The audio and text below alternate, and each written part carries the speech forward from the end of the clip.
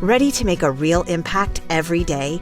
Join the Active Day Home Care team and help clients maintain their independence in the comfort of their own homes. Make a difference in someone's life as you provide essential daily assistance and protect their health and happiness. Earn up to $20 an hour and enjoy additional perks like optional daily pay, 401k, paid time off, ongoing educational training, and more. Join a team that values care, compassion, and your professional growth. Visit activeday.com to apply.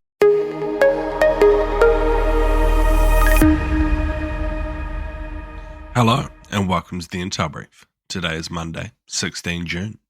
I'm your host Daniel, and today we're going to be talking about Day 3 of the Iran in Israel conflict, a little article about how close Iran was getting to a nuclear weapon, and US police have arrested the suspected shooter of a Minnesota lawmaker.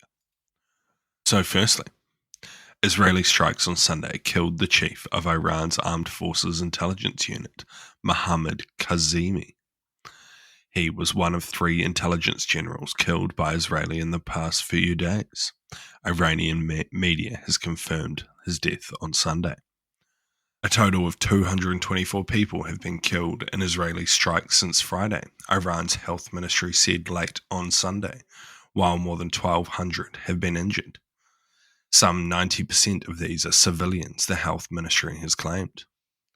In Israel, the country's total death toll has risen to 13 as of late Sunday. Explosions have been heard in Tel Aviv and Jerusalem on Sunday evening, as Israel's Iron Dome shot down missiles from Iran. Meanwhile, US President Donald Trump has said that it was possible that the United States could get involved in the conflict between Israel and Iran. Speaking to a US broadcaster, Trump, however, stressed that the US wasn't involved at the moment. Israel initially launched the attack on Iranian nuclear infrastructure and other targets on Friday. So what? As expected, these tit-for-tat strikes have continued over the weekend, and they're likely to continue for the rest of the week.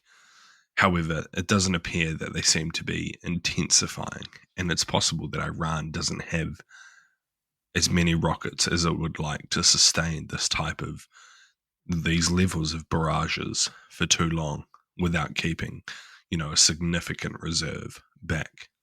Because if they don't have a reserve, then Israel is basically free to do what it wants, though it seems highly likely that Israel is basically free to do what it wants at this point anyway.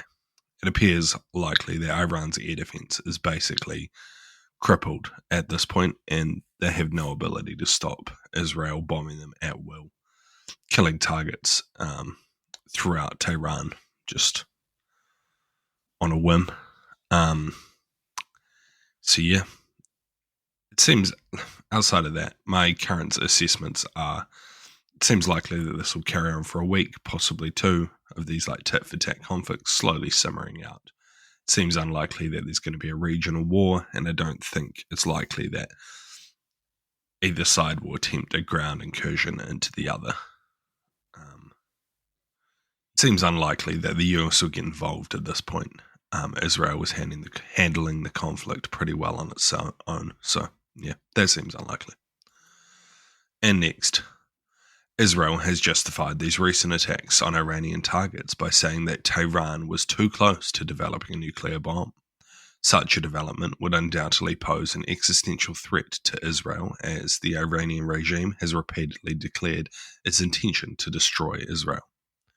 While Tehran insists its nuclear program serves only a civilian purpose, many members of the international community see military potential in it. France's foreign minister said on Sunday that Tehran's nuclear program is an existential threat to both Israel and Europe, while emphasizing diplomacy remained the best solution to reach a resolution. So, how far was Iran's nuclear program?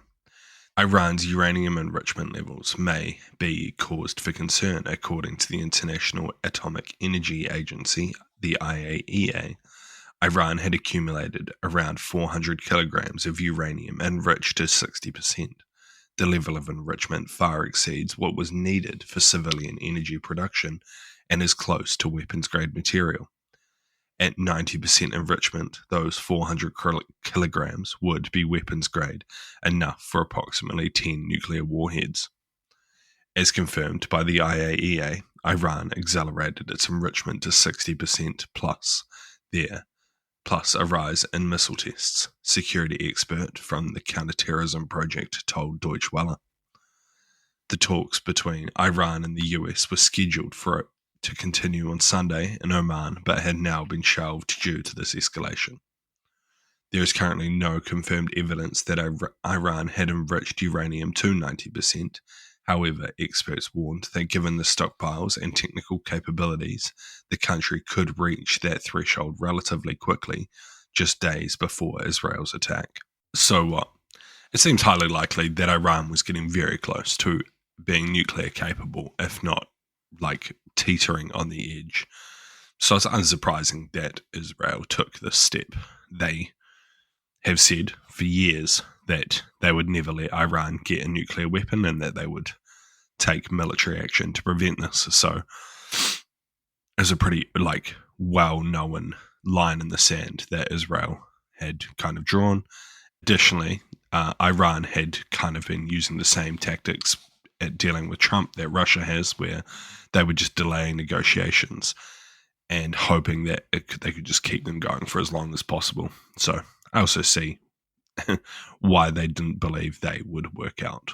But yeah, this appears to be kind of the failings of coming to a political solution. And as the saying goes, military action is politics by another means. So there you go. And lastly, a man suspected of killing a lawmaker in Minnesota and wounding another was taken into custody on Sunday evening, police officials said. This concludes the nearly 2-day manhunt that put the Midwestern state on edge. US law enforcement officers confirmed the arrest to the Associated Press on the condition of anonymity. Meanwhile, American news channel ABC News reported the same, citing several sources.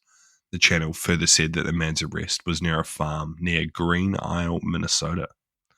The state governor was expected to give a press conference around 3:30 this morning, UK time. So what happened? A man posing as a police officer shot and killed a Democratic House Speaker and her husband in a Brooklyn Park home on early Saturday morning near northern Minneapolis suburbs. Before the arrest, authorities had said that they found his car, hat, and another item belonging to the suspected shooter. The man had fled on early Saturday morning when officers confronted him near a home. So what? This is a pretty intense assassination, kind of, because I don't know if you saw the videos, but the guy had put a mask on. He came up dressed as a police officer. It was very meticulously planned, and he had a manifesto that stated he was going to kill multiple other lawmakers. So I think it put quite a bit of fear into US lawmakers that this guy was just going to go around and start killing people. So his arrest is super positive and definitely brings a bit of peace to the region. But yeah, it kind of shows you how intense US politics is at the moment, and how divisive it is.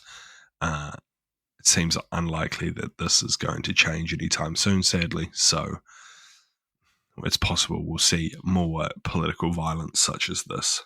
But yeah, pretty scary state to be in. Thank you for listening to the Intel Brief. I've been your host, Daniel, and I'll see you again next time. See you.